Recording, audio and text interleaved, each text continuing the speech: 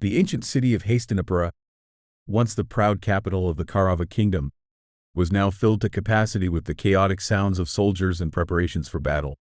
Everywhere you looked, there were troops, so many that not a single spot was left for civilians to stand and watch. Camps stretched for miles along both sides of the Ganges River, with countless elephants, horses, and cavalry. The ground was covered with tents, and the sky was filled with fluttering banners. Vidura, with a concerned tone, spoke to Kunti. Sanjaya has returned from Upaplavya. He told Dhritarashtra that the Pandavas are ready for war. We already know the Kauravas have made massive preparations. War is inevitable. Princes see war as just another challenge, while some philosophers claim it's a necessary way to relieve the earth of overpopulation. But I wonder, have I become disconnected, or has the world lost its humanity? People have gone mad, and soon we'll pay the price for our arrogance. Man keeps creating new weapons to destroy himself. We've lost our spiritual core, and now philosophy stands silent and confused. The world will soon be filled with grieving widows and mothers who have lost their sons. Ironically, Dhritarashtra and Gandhari, who stand at the heart of this conflict, will bear the heaviest burden as parents of a broken kingdom. Kunti knew deep down that war was unavoidable.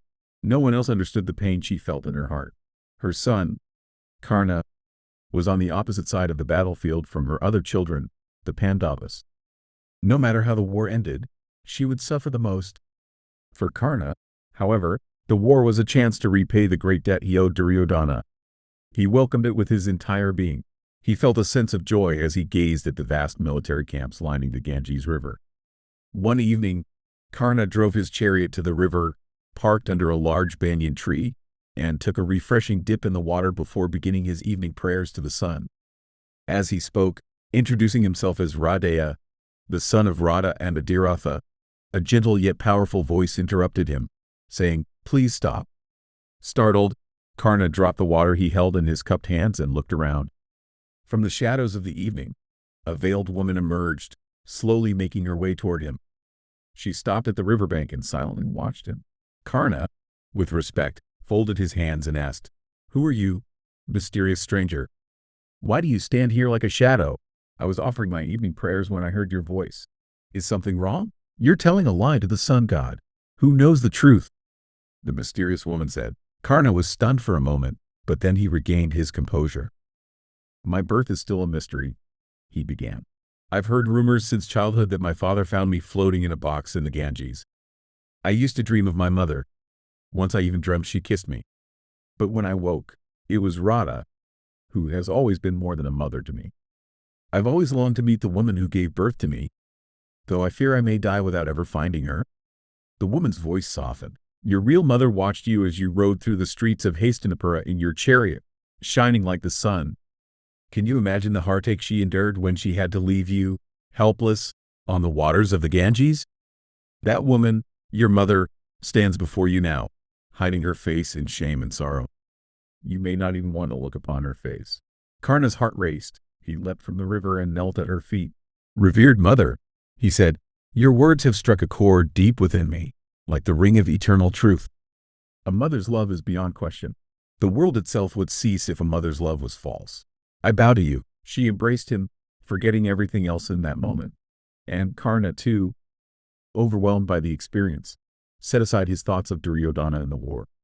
Even the Ganges seemed to pause in its flow, and for a brief moment, time itself held its breath as mother and son embraced.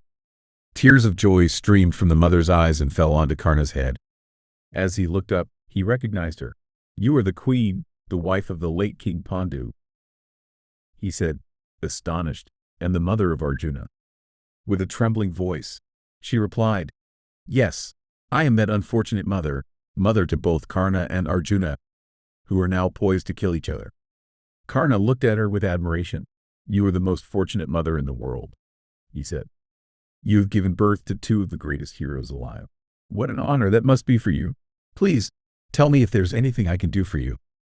Kunti took a moment to steady herself and then spoke softly. "This war will ignite funeral pyres in the hearts of countless mothers. I have one request." Kunti, representing the pain and heartache of mothers everywhere, spoke with emotion. "You are the only one who can stop this war, Karna. You are Duryodhana's closest friend and the brother of the Pandavas. As the son of the sun god, who blesses the entire world, you have the power to bring peace. If you join the Pandavas, you will be crowned Emperor of India."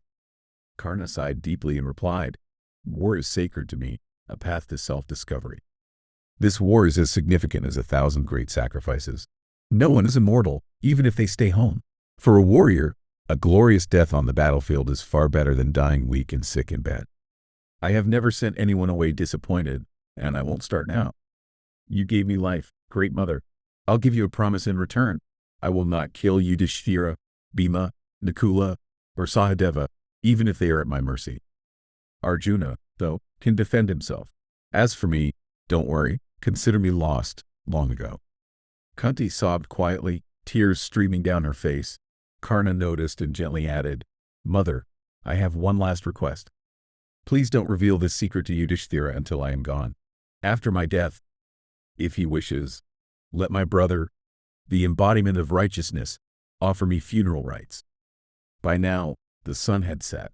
Karna bowed to Kunti and walked away, leaving the landscape to be swallowed by the darkness, like the final curtain falling after a dramatic scene.